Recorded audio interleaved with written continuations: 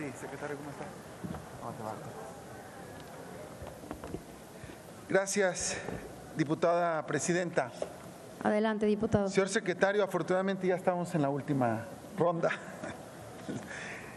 El Poder Legislativo, en particular esta Cámara, señor secretario, que es la Cámara de origen en materia económica, hemos apoyado las iniciativas del Ejecutivo Federal para combatir la evasión, la elusión, el fraude fiscal, no solo porque queremos acabar con la corrupción, sino también para incrementar la recaudación que, como usted ha dicho en su intervención inicial, es de las más bajas en América Latina. En igual sentido, apoyamos la reforma constitucional en materia de prohibición de las condonaciones de impuestos. Por tanto, creemos que con ese fundamento los ingresos de 2020 crecerán. Le pregunto, ¿cuál es el cálculo de la Secretaría a su cargo de los ingresos adicionales que se recuperarán por estos conceptos? Evidentemente, le proponemos que estos recursos adicionales se otorguen a incrementos presupuestales a los programas del campo, de igualdad de género, ciencia y tecnología, para el gasto en salud, para la actuación, para las medidas contracíclicas que requiere la economía, entre otros elementos. Señor secretario, leeré a continuación y en este momento le hago entrega del decreto de reforma constitucional por el que se aprobó la reforma en materia educativa, publicado en el Diario Oficial de la Federación el 15 de mayo de 2019. Le hago la entrega. Ahora leeré el 15º transitorio. Para dar cumplimiento al principio de obligatoriedad de la educación superior, se incluirán los recursos necesarios en los presupuestos federal, de las entidades federativas y de los municipios en términos de las fracciones octava y novena del artículo 3º de la Constitución.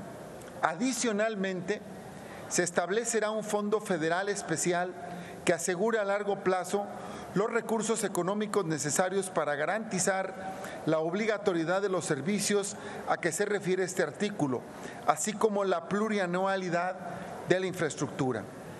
Como lo dijo aquí ya la diputada Loya, la iniciativa de presupuesto de egresos de la Federación no contempla este fondo, que al tener un nivel constitucional no podría faltar, en virtud, además, de que en la reforma se otorgan nuevos derechos y obligaciones constitucionales en materia de educación superior.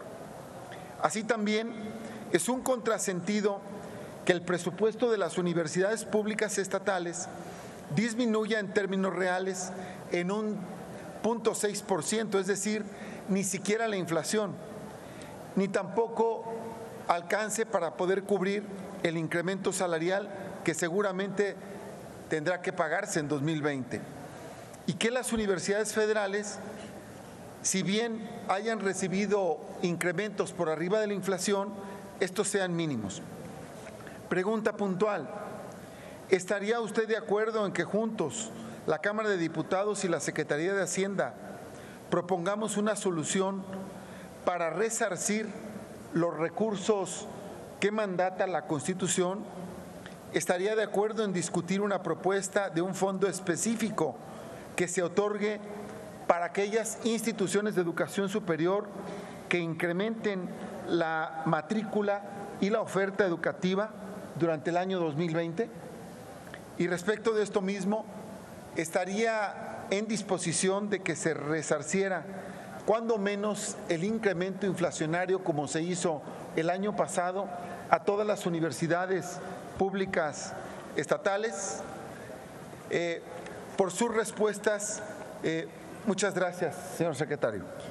Gracias, diputado. Para dar respuesta tiene la palabra el ciudadano Arturo Herrera Gutiérrez, secretario de Hacienda y Crédito Público, hasta por 5 minutos. Muchísimas gracias, diputado Tonatiuh Bravo Padilla. Hace una primera pregunta sobre cuál es el efecto potencial de algunas de las medidas para mejorar la administración tributaria que nosotros hemos mandado como parte del paquete. Y yo quisiera, si me lo permite, hacer un comentario que dé un poquito más de contexto a ello.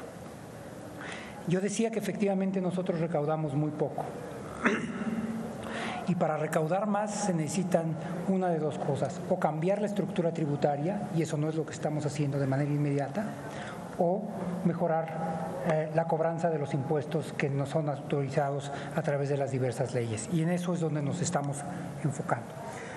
Nosotros estamos estimando que alrededor de 30,000 millones de pesos se pueden recaudar por las mejoras al cumplimiento fiscal asociados a la economía digital.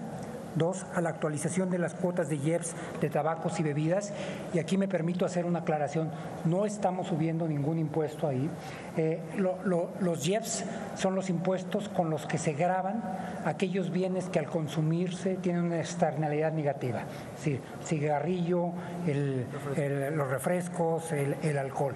Y por lo tanto lo que se espera es que hay un efecto disuasorio.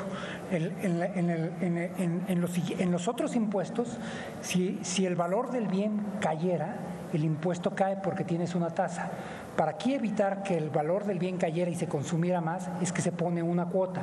Y esa cuota, que está en pesos específicos, se tiene que ir actualizando por inflación, de tal forma que no es nada más la tasa, sino la cuota.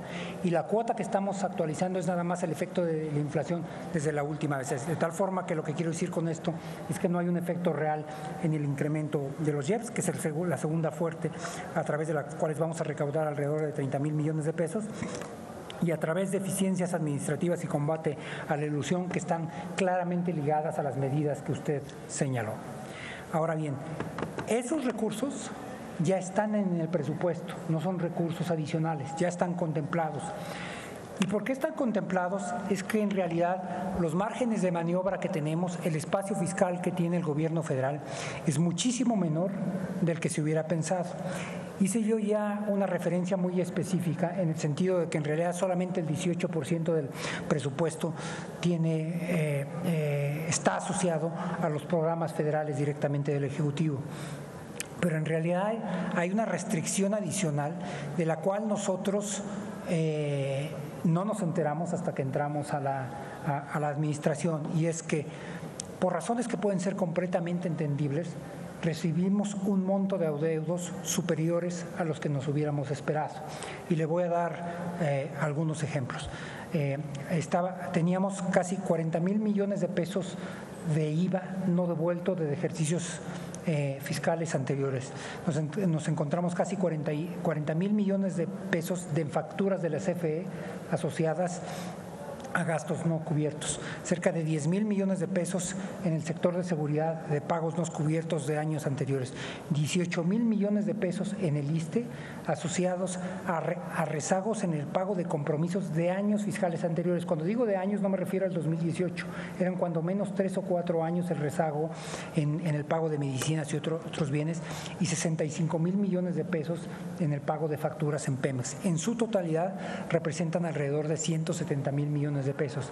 Así que hay algunas cosas que nosotros hemos gastado que no necesariamente ustedes ni los ciudadanos los han visto en bienes y servicios, porque en realidad son bienes y servicios que el gobierno recibió en años anteriores, pero que es responsabilidad de nosotros pagarle a esas empresas o a esas personas físicas que ya los habían cubierto, y eso nos deja un margen de maniobra menor. ¿Qué tengo que decir con respecto a las universidades?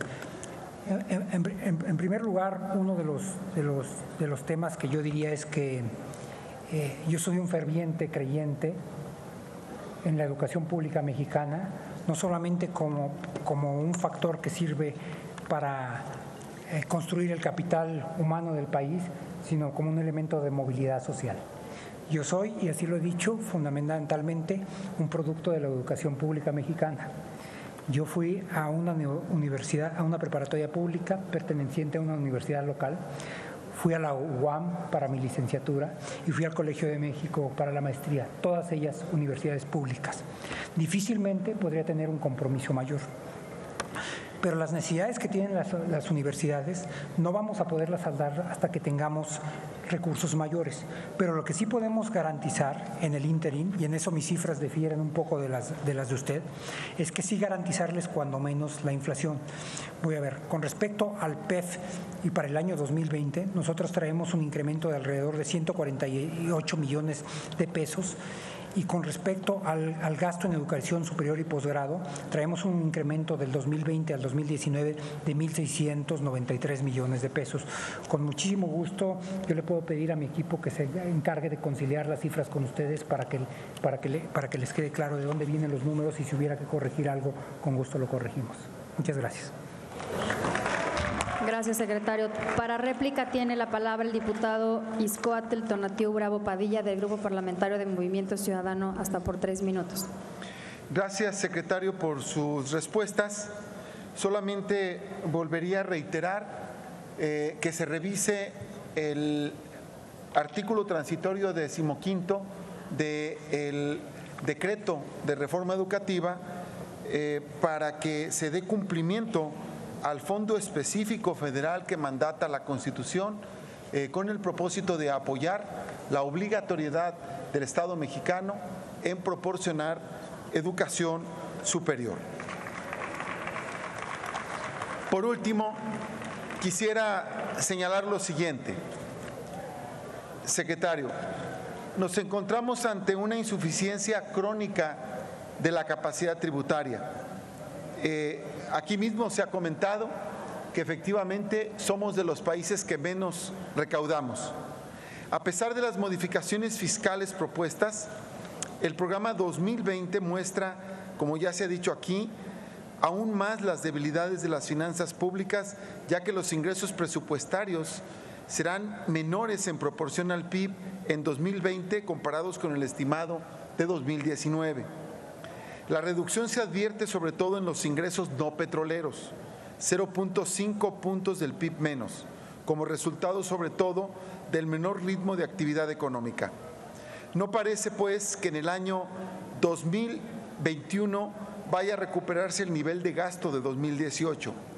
Las pensiones y jubilaciones alcanzarán 4.4 puntos del PIB y las participaciones llegarán a 3.7 puntos, lo cual presiona al resto del gasto y en particular la inversión pública. Si a esto sumamos deuda pública, presionará aún más.